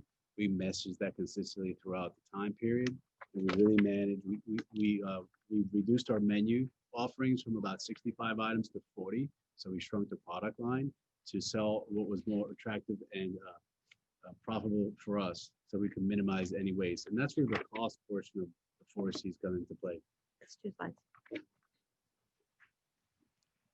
Now, our ABC philosophy. So we've talked a little bit about this, but we put it into these simple terms from the homeschooling mom mind to entrepreneur, keeping it simple for our staff and our team. Always be agile. It's adapting. It's constantly moving. It's, as Luis just said, being reactive as you need to be. I remember hearing once in a marketing talk that it was no longer the world of digital marketing and technology. You can't move your business like a steamship. You have to move it like a jet ski.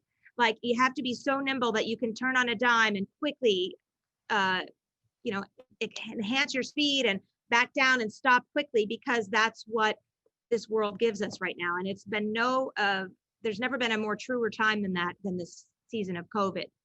So we're always agile. We're always believing. We started this with faith and grit and knowing that we get through, and our staff knows that they're behind us. And with the times and with anything else, the only constant is change. You've always got to be changing. In fact, we've mentioned Nelson a couple of times, but for, 20 years, when we said goodbye, Nelson's always said, don't ever change. And I've said, keep changing. So it's just really this truth of, you've got to keep moving and adapting and being willing to see what people need and can learn from you. So you'll see a couple little quotes there in here. This is from our staff members, because it was so important to us as we were doing this presentation to say, hey, staff, we're putting this presentation together. What are some of the things that you've seen in our simple philosophy of ABC, being agile, believing, and changing, that have really showcased that? What have you seen through our actions and you being part of our team that have made a difference and made us, helped us stay in business? So I think there are 2 customers that we serve as restaurateurs. There's the internal customer, i.e. our staff. We serve them first and foremost. And we have been absolutely compliant with all CDC procedures to the best of our ability. In fact, the Martin County Business Development did a feature on CDC compliant businesses, different industries, if you will, early in the summer, and we were the featured restaurant. And we had like a 30-second commercial about the restaurant and all the best practices, if you will, to keep the community engaged and aware that we were doing the best to keep not only them safe, our family, but of course our staff. Right. And then the second audience, really the external, is the customers. Yeah, and our community at large, you know, so it's a grander scale. So we've got the quotes from our staff there that we use in one of our messaging apps that's been able to help us keep in touch with them as schedules needed to change. If we would have to make hours of operation changing, we'd have to be updating our staff quickly. So we've used some great communication for that. And we've also had to change how we serve our customers. We always did these beautiful 5-course paired wine dinners in the restaurant where you'd have glassware across the table and different wines paired expertly by Luis with, you know, beautiful pairings from Chef Ian, who's a Johnson & Wales grad. We're so proud to have Ian leading our kitchen team. And our guests, our regulars, our first name basis couldn't attend these and, you know, wouldn't attend these events even once we had the limited occupancy because they were in a health situation where they didn't want to be out exposed to COVID. So we started offering them, hey, we'll bring the wine dinner to you. You can take the whole bottles home. You share have the leftover for tomorrow. We'll tell you the pairings. We'll give you the tasting notes, and we'll even give you our plates. So we would wrap our ceramic porcelain plates that would have been just as if you'd been here at the restaurant, the small butter plates to the square rectangular plates to everything prepared with the microgreens and beautifully, just what you'd expect, put together and delivered to them. We'd put it in a bag and we'd take it to their home, a hot bag, and get it to them. And the bottom are a couple of text messages just from customers saying, thank you so much for considering you would even do this for us, because it's really been the most fun we've had. We can't wait. And those are just a couple of the examples of people really being served by what we've been doing. It's always about serving your customers. Next slide. So what were some of those key initiatives? Well, one of the things that Jen just alluded to, and how it comes back again, fiscally reaping the seeds we've been sowing through community and contribution. We had a menu of 18 different wine events for the calendar year of 2020. And we kicked off in March with a wine dinner, winemaker from California, Knightsbridge Winery. And then after that, with COVID, we had to cancel the calendar. So how do we adapt and react? Well, this one couple, for example, and then a few others from our wine club, we have a wine club, they decided that they didn't want to be absent to that experience, but because of COVID, they felt more comfortable having a wine dinner at their home. So how we were nimble and reactive was to package that dining experience, all the courses in our glassware, silverware, etc., and the bottles of wine, and the guests could still be engaged in that activity at the comfort and convenience of their home. So very secure environment. So that's what we did. And then we expanded our online ordering. We had a fair amount of discounts, even though it rose our cost of goods, given that the California fires increased our produce by about threefold. That was another area of challenge, but we managed to overcome that by strictly ordering on a daily basis. And literally, as an example, before COVID, we would order a case of green peppers. These days, we order by the piece and adapting and adjusting. Another that we're working on right now is expanding our retail products with charcuterie and cheese boards. We've talked about the box lunches with the outward community outreach programs. Managing costs has been one of the things that's consumed most of my time. But I would do this. We adjusted the business hours, we trimmed the labor, and we cross-trained staff. If you can, those most loyal employees that you can cross-train and utilize in other functions, it does two things. One, it expands their knowledge to help the business. And number two, it keeps them employed. So we were serving our internal audience, as I mentioned earlier. And then thank goodness for PPP. We got the payroll protection plan, but that ran out in early fall, and we're getting by. So I think managing the supply chain is extremely important. I've met with many vendors and explained to them that we need their help as much as they probably need our business. And in one case, I've worked with the local produce vendor and said, look, Here's my cost of goods. You're a small business. I'm a small business. Maybe those larger chain operated businesses, you know, they have so much overhead that their prices, to give you an example, I was paying $62 for a case of lettuce because of California fires. Now I found the vendor that can access the same product for half the price. And I give him business and I keep him employed, if you will. Because of that exercise, I stand to save anywhere near $60,000 in my cost of goods savings. So I can't stress enough to you, meet the local vendors, tell them your needs, be honest, be integritous, and tell them you need their help and if they're willing to work with you. I told this guy, hey, if you can work on the prices that are within $1 variance, it helps both of us. And one of the other key components to cost management has been to barter. If you can barter with some of your local vendors, whether it's a landscaper to maintain your property, I don't know everyone's restaurant, what it looks like. It could be a social media person that could do web design. It's well worth the investment given your cost of goods. And then the third big initiative, if you will, has been the outreach, part of our community focus, as Jen mentioned several times, expanding our partnerships, giving back to our community. We've done 12 or 15 wine dinners so far with some of the local organizations. We've given back, a fair amount of money, over $6,000 in our first year, almost 10,000 in our second year. So definitely up. Staying connected, staying engaged to that community, and hopefully being value to the community that allows us to exist and profit. Yeah. And more than that in product, that was just in cash. These are some examples of our initiatives. So yeah. The other element to keeping the external audience connected is a loyalty program. So now we have this program, because about 27% of our business is pizza, is a loyalty program where they buy X number of units, nine pizzas, if you will, and they get a 10th one free. Based on everything we've mentioned over the last almost 2 years, this has been really well received with our audience, and they really find it as a, hey, thank you so much for thinking of us and making it, making us feel important. The local Christmas tree lighting took place a few weeks ago.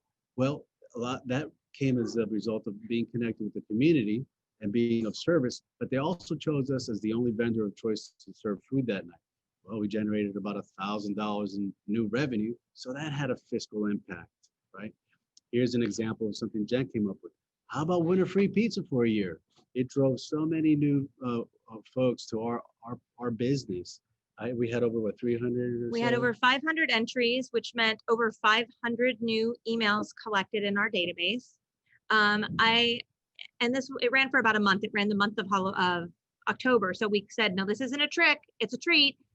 Come and win free pizza for a year. And I think of the 500 that subscribed, I've had about an 8% unsubscribe rate. The rest of them are all new subscribers to our email database, so that when we send now we're back to weekly emails instead of daily. In the summer when everything was changing, we had daily email blasts. The picture in the middle is me behind the computer offering virtual wine tastings.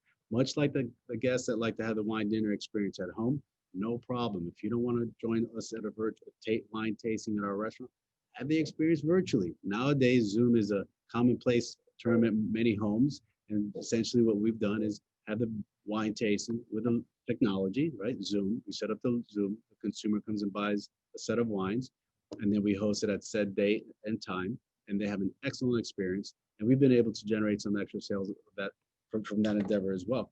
In fact, we had 2 virtual wine tastings recently. They were both from Italy, Italian wineries, and the wine folks stayed up kindly till midnight in Italy to host this event. So, diversifying yourself. We've been very fortunate to receive some nice accolades from the folks at Yelp. And then this year, just last Saturday, actually, I think the culmination of all our initiatives and community outreach engagement that we've been mentioning has been the result of a second annual wine tasting. Last year, we held a concept of 75 wines for $75. Come in and enjoy all these wines for 2 or 3 hours. And we had some results. We had about 15 attendees. We did X number of dollars. And this year we said, well, we got to adjust because of COVID. So what do? Well, let's make it $25. I engaged my wholesale suppliers. They brought samples at their cost. It didn't cost me anything but time and some labor. We held a beautiful in front, outside, completely CDC compliant on our front patio. And we had over 45 members attend. and we tripled our business, not only in attendance, but we had the best revenue night in all of this calendar year, praise God. So all of those seeds that we've been sowing, really, I mean, we were very, very blessed. We kept looking at the numbers going, oh my gosh, I can't believe this, I can't believe this. So we're very thankful that all this hard work, towing the line during COVID, is paying off. Our community, I think, embraces what we've done and been doing because of that turnout and those sales results. And one of the things I wanted to mention that Luis, we talked about the free pizza for a year. The gal who actually won was a new customer, but she has become one of our biggest brand ambassadors. So we can't stress enough the importance of really connecting with your community and asking for their support and asking those people who you know love you. And we were so blessed by her because I didn't ask. She just, every time she gets a pizza, and it's so fun because she'll order something new every week and she posts about it on her social media accounts and hashtags us and says, this is the best thing ever, free pizza for a year. And she gets this great response and feedback, and it's multiplying us to her reach, and we're getting new customers just from that. And she gets one pizza a week. She comes on Friday nights, picks up her pizza or eats it in the restaurant, but one pizza a week for a whole year. And it was really, inexpensive advertising to be able to create this fantastic buzz and things about it. So we're looking into doing some more contests and exciting opportunities like that. And Luis touched on the bartering system. I grew up on the barter system. My dad's a golf pro, and it's actually how I know Hope Sound. His friend used to own the auto parts store here in this small town, and we would drive 30 minutes to bring golf balls and trade for windshield wipers. And that's just like, or my dad would trade golf lessons for lawn repair or lawn maintenance or whatever he needed. And so when we saw this happening, we were like, what do we need in the restaurant? And what do other people need? Because a lot of folks in our community, small business owners, were also struggling. So we put it out there as a way to say, hey, we can bless your family too. You can come out to eat or take takeout. You don't have to cook every night of the week. And we'll trade for your accounting service or your social media help. I've got an amazing assistant who does some of our social media work through our Canva tool, which is love working with our team on Canva. Thank you, Jessica, for being able to do some bartering and trade that way. So you can think outside the box and like, what can you bless your community with? Maybe you own, a different kind of business. Maybe you're a ladies' clothing store, and you can can make a barter system for clothing for your hair being done or whatever it is, so that in the times that are tough, when you're not taking a paycheck for your small business, how can you still, support your family in outside the box thinking kind of ways? Yeah, and I think the takeaway is twofold. One, you reduce some costs from having to, spend money during these times of all these other different services. And two, the goodwill amounts to or translates into ambassadorship. So now you have this group of engaged, excited, supporting community folks supporting you and telling the story of what you're trying to do. Yeah. So that kind of goes to our next slide about being the bridge and really giving back, keeping your community involved. And I think we've talked about this in almost every slide, but it's so important to our core values and our core mission here of just really making a difference in our community. You'll see on the left-hand side, there's a picture of Hudson, one of our teammates who's been here since day one, helping deliver out meals when we worked with the Boys and Girls Club. They blessed us. We discounted our meals for them so that they could feed the community. They were doing like 5,000 meals a week or something to the local community. Was really, we gave them it was almost 3,000 meals just to the Boys and Girls Club in that first month that we worked with them. And they really helped keep our business afloat. Even though we were discounting pricing for them, we felt like it was a give back. At the same time, it was supporting the community. Everybody won. It was just a huge blessing. And we did that, once and then twice a week for the whole month of May and part of June, I think. Yeah.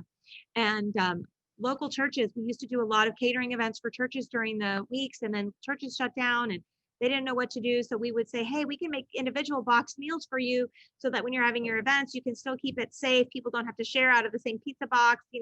We'll turn and make things individual for you. In the bottom right, that's actually our son, Luke, who was helping me with a drop off at a local organization that just supports students in the community. And they do a gift drive every season. And they also just support the community residents with things. There was some horrible flooding this summer. So we donated $500 in gift certificates this summer to the flood victims. Just dropped them off in their mailbox one night and said, "Here, please give this out to our local flood victims." And so how that came back to manifest some revenues, they returned the favor or the love, if you will, and they came in about $500 worth of gift certificates with the donation money that they'd had that other people had given them to buy gift cards to go use at Starbucks for buying gift cards at Starbucks or Chick-fil-A. And instead, they remembered us and said, go support small business and buy local and use these local gift certificates. We've done other events through the summer, and with the Place of Hope, we just mentioned the tree lighting. That's actually our county commissioner and customer and friend, Harold, in the center there. The Banner Lake Club is another event that we've done, meals and programming. And through this programming that we've been a part of and giving back and donating food to Black Lives Matter protests and Banner Lake programming outreaches, and any place that we've ever seen a need to fill, we have been there with food. We have been there to feed the community. And that led to us developing, using my homeschool mom in me that we've mentioned a few times, funny how it all turns together, into creating a culinary pathways program that we call Hungry for Hospitality, that covers everything from knife skills and basic cooking skills to learning how to make a resume and being a servant leader. That we just finished yesterday, our final class with 11 students through the Boys and Girls Club, who now are all Florida Food Safe Handler certified to go find jobs and employment in this important industry, as well as we're in the middle of developing other programs with a couple other local nonprofits to do the same kind of education. So, forward thinking, as my mom likes to say, ¿y ahora qué? ¿Y ahora qué? ¿Ahora qué? So, I don't know what else. I've been doing this, folks, for 30 years. In the last 6 months, I've grown my hair nice and long. It's a DIY, you see? So I wouldn't recommend it, but if they say don't go to salons, just do it yourself. His went the wrong way and mine got longer. So I went 2 people over here. Bueno, that happens. Okay, that happens. Eso pasa.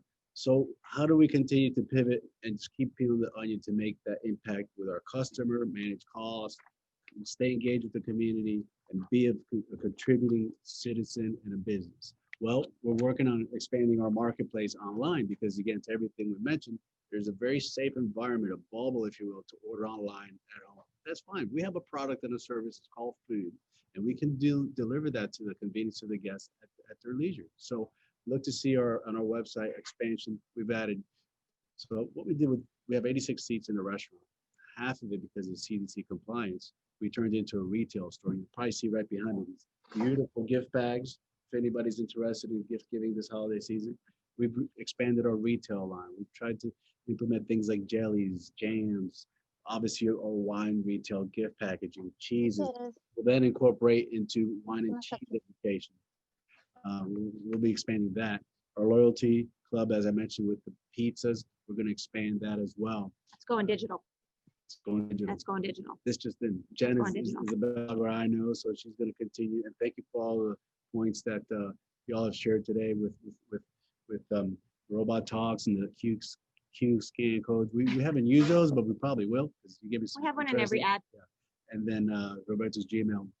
And look, we're here to be of service. So if there's anybody out there that would like to talk to us offline, or we can either give you some encouraging words, or you want to just troubleshoot some things that you're having a challenge with, we're here to be of service to you as well. With the use of technology, we're just a click away.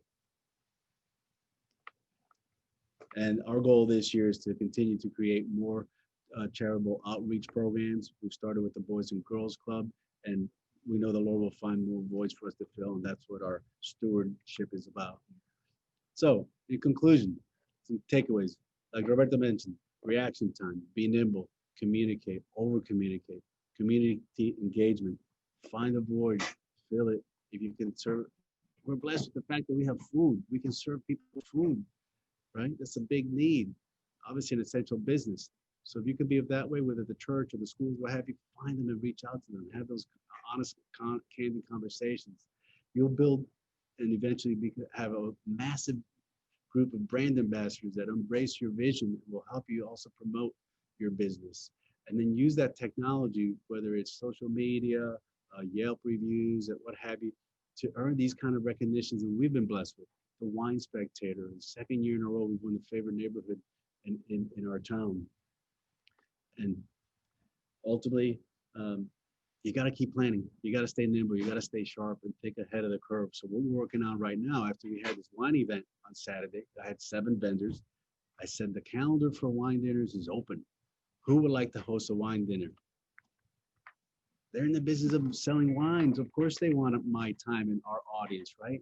So right away, I filled up the calendar for next year. So if you can start programming now, because we will get through COVID, don't wait till that moment, right? I always say plan your work and then work your plan. So if you can start now talking to those engaged partners, ambassadors, community outreach programs, vendors, say, we're here for the long run. We need you and you need us. Let's do it together. And now I have a whole script of wine events that I can keep my engaged audience saying, wow, every time they announce something, whatever messaging method, it's exciting and we want to support them. Yeah. Thank you so much for your time today. I hope that we can, we have encouraged you, and I will say to you this, never give up. Never give up. Nunca. Muchas gracias. We have a small philosophy in our home, you know, that really hits deep, and it's, you know, God uses all things together for good for those who love him. And man, that has held us through, and we're like all things, including COVID time, including business decline, including had to remind ourselves of every challenge we had, and that there's got to be some good purpose that's going to come out of this to bless the community and just give back. I'm sorry, I get so excited because it's like the laugh and cry at the same time. Our team, look at, right? Our team. Oh my goodness, what a great closure for this webinar. I think that the main message as well for today is to really, you know, I think this pandemic is really connecting a lot of us in a very unique way.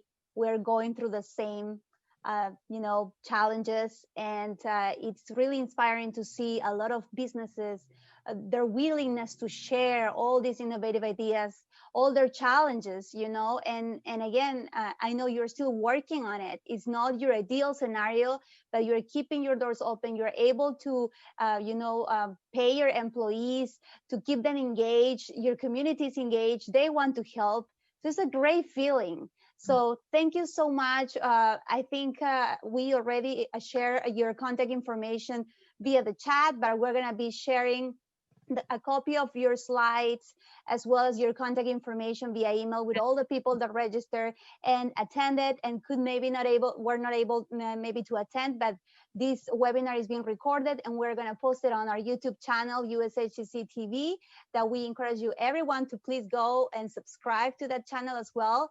Thank you so much again to Christina who joined us today. I'm going to stop sharing so everybody can see all our wonderful speakers. Ramiro is also on the line, still connected. So thank you so much, Ramiro, for joining our webinar today. And thank you to Wells Fargo, of course. Thanks to Wells Fargo and USHCC for making this webinar possible. And to all of you for taking the time to join us today. Have a wonderful rest of your day.